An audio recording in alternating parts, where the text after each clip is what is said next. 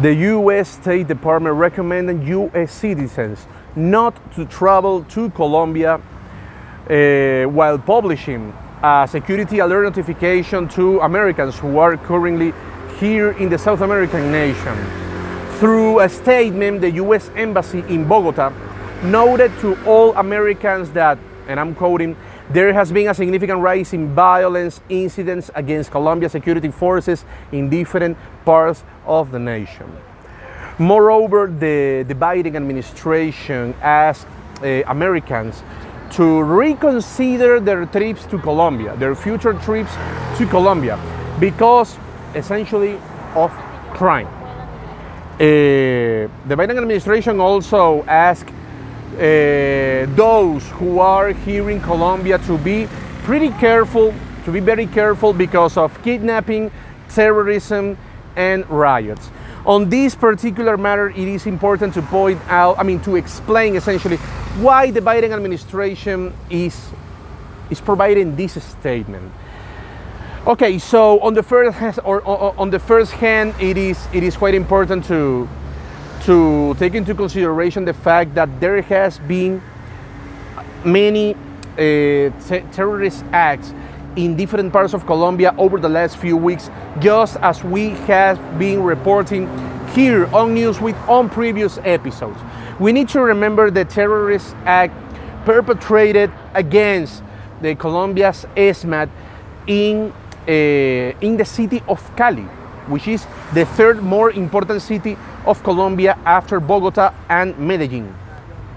In addition, we need to remember the clash between FARC and ELN in the state of Arauca, which is the border region next to the Apure region of Venezuela. So over the last few weeks, there has been indeed some terrorist acts that have prompted this statement. However, it is also important to point out that in the case of kidnapping, this is something that has been taking place in this country, of course, over the last few decades, because we need to remember that Colombia has been dealing with a lot of criminality, mostly since the rise of Pablo Escobar. Of course, it is an undeniable fact that it's not the same as before, being the reason why this is a country with a lot of tourists. But the cases of kidnappings keeps existing here in Colombia. It is something that still exists in this country, especially in capital Bogota, where insecurity and criminality has been rising since the administration of Mayor Claudia Lopez. So, on the other hand, when the Biden administration talks about riots, this is also quite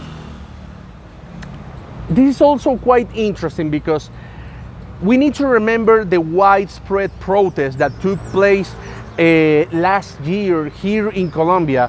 Despite the COVID restrictions, a lot of protests that eventually evolved in widespread riots in different cities across the country, mainly Bogota and Cali. So it is quite possible that some other protests could erupt over the next few weeks or over the next few months, and of course it is quite possible that each of these protests could eventually evolve into some riots, being the reason why the Biden administration is essentially publishing this particular statement. On the other hand, none of this is a surprise, because terrorist groups here in Colombia have been committing acts of terrorism over the last few weeks, just as I said previously. And on the other hand, these terrorist groups always take these actions in electoral year, and we are currently in electoral year. In a couple of months, there's going to be some presidential elections. So, on this political context, the terrorist groups of Colombia always perpetrate these types of actions. So, of course, let's hope that things could get better over the next few weeks, that none of this happens. But the problems that the Biden administration pointed out in the statement are actually some problems that are taking place here in Colombia. Reporting from Medellin, Colombia, Luis Orozco, Newsweek.